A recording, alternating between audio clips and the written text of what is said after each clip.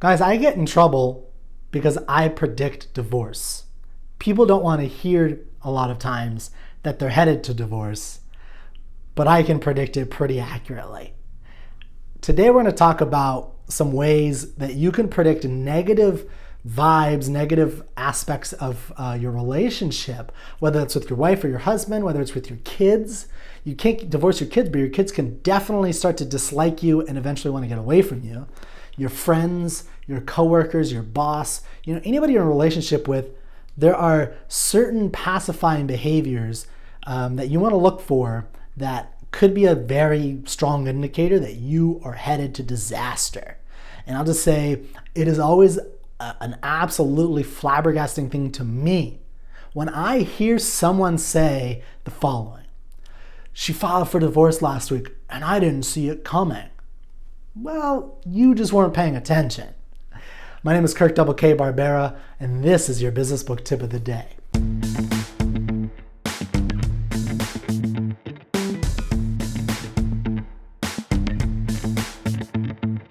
This is a very important concept. Everything I'm teaching, most of it is coming from the book What Everybody Is Saying, an ex-FBI agent's guide to speed reading people, and it's about body language. And I always say that we're taught to lie with our faces. We hug our smelly Aunt Sally. Our mom says, "Don't make that face when you go like this," right? And so we are taught to, I better not make that face. But we're not taught to lie with our feet. So your feet often will point away from a person you don't like. That is, because you want to get away from them. It's going that way. It's a subconscious thing. What's really important about this divorce question, or how to, find out the relationship between other people and that you have and the effect you have on other people, it's really important to understand this basic neuroscience to this. There's three brains essentially. There's the reptilian stem brain, the limbic brain, which is, think of it in the middle, and then the neocortex or human brain. So there's fundamentally three brains that we can think of in this context. The limbic brain is the most important. When someone throws something at you and you react, that is your limbic brain. It's the action brain that just acts automatically. If someone throws a baseball at you and you go without thinking, you're not playing baseball, but someone just throws something at you and you block with your hand, you go like this. You're not thinking, you're not saying, there's a baseball coming over here. I wonder if it were to go at a certain rate and hit me in the cheekbone at that rate, and I'm not blocking my hand in time to stop that ball could break my cheekbone. So I had better move my hand. No, you just react. That is your limbic brain. It's a very primordial, it's a mammal type thing that it's part of our animal natures. And that is the whole basis of body language, because so much of our reactions to the world around us, to people we're talking to, is based on that middle limbic brain. It's automatic, and why I'm able to predict divorce so much, and I'm pretty accurate at it, I'm exaggerating to some degree.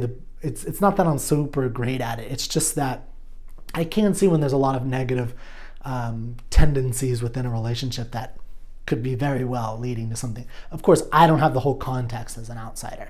So anyway, the point is that these types of, there's certain things to be looking for, and they help you because they can tell you something about the person you're thinking about or whoever's in your life that you are reading, more sometimes than that person knows how to formalize in words.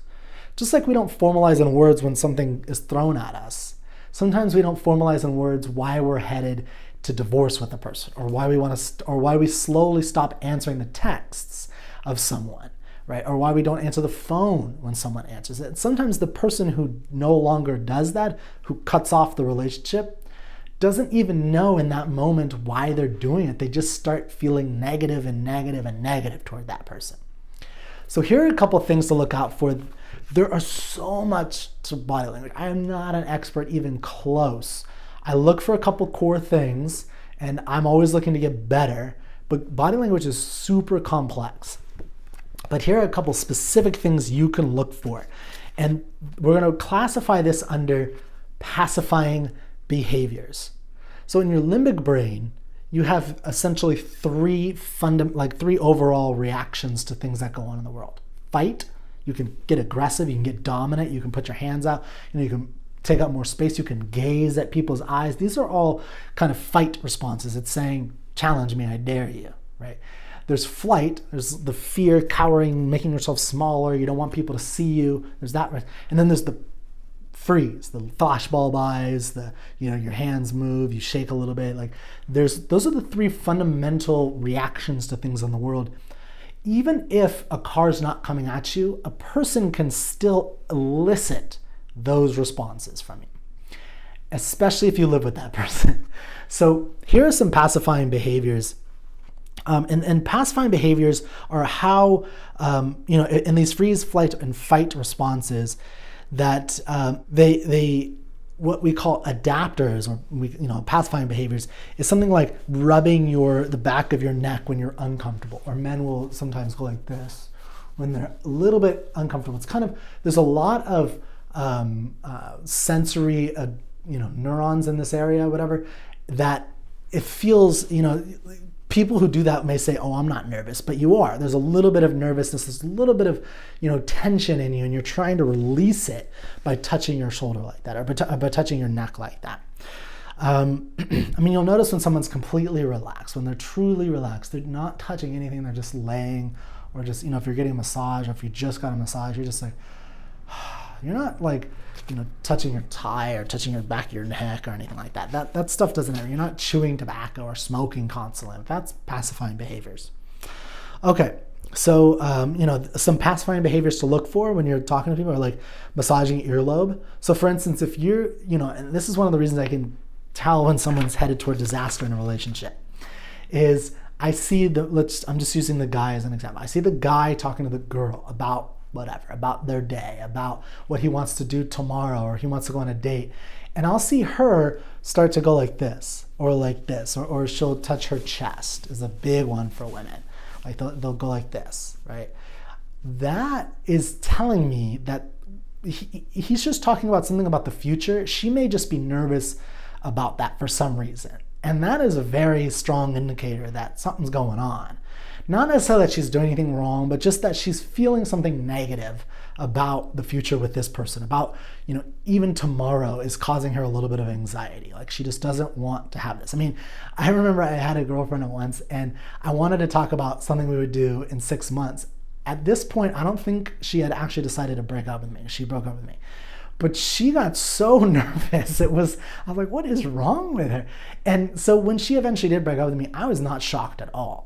I was prepared for it, and I was trying, it's long story short, I won't go into the details, but I knew it was coming. I'm never shocked by these things, because I was like, I'm just talking about what we're going to do in a couple weeks or a month or something like that. And so I'm thinking at that time, like, what the hell is she so nervous? Why is this causing her problems? Again, she was not thinking about breaking up with me at that point, but there was a feeling that we were headed in that direction. Now, how to get away from that and how to stop that, that's a much more complex relationship advice that I'm not going to give, because I don't know how to give that, obviously. But the point is that you do, like, paying attention can at least ensure you don't get blindsided. Okay. So again, neck is rich with nerve endings. So when you stroke it, it reduces your blood pressure and, lowers your heart rate. So it's a calming, basically when they're doing that, they're calming themselves down. Again, if a woman has a necklace, like, watch for her doing this. Now, let me make a note about this. You may notice some people, men may be constantly touching their hands, or they're constantly going like this, or a woman constantly going. There's a couple things that could be going on. Anxiety is probably, they may be an anxious person about the world. Like the second they get outside, they're just a little bit anxious. And so they're calming themselves down constantly. That is a harder person to read in any situation, but there's still other indicators to look for. So, look for the women touching here. Things like that are helpful in reading a person. So also, if a stressed person is a smoker, she'll smoke more, or he'll smoke more. If the person chews gum, they'll chew faster. So you'll all of a sudden start seeing them chew faster. These are lots of pacifying behaviors. I think it's one of the important things to really be looking out for, because what that person is doing is they're trying to calm themselves down. So the question has to be, What the hell is causing them to be so agitated or frustrated or anxious or whatever? And that is very important in reading where the relationship is going. Emotions are like road signs. It's not like if someone's having, they're nervous once or twice. I'm not saying, oh, they're gonna get a divorce. So I hope you watch this whole video, because that's a really important point. Is one or two pacifying behaviors is not an issue. I can tell from the body language of a person, if I see them long enough, that they're having some issues, right?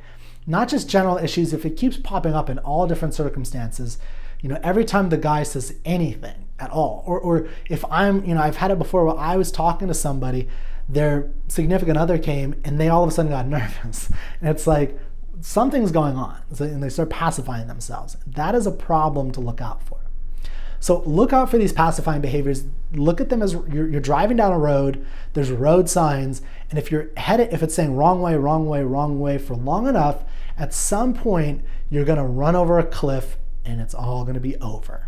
So make sure you're paying attention.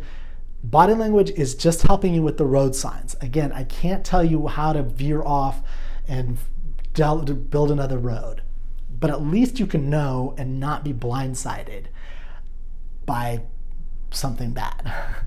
So my name is Kirk K. Barbera, and that was your business book tip of the day. Remember, reading is not a passive sport. It's an active contact sport. So go out there, make some contact with books.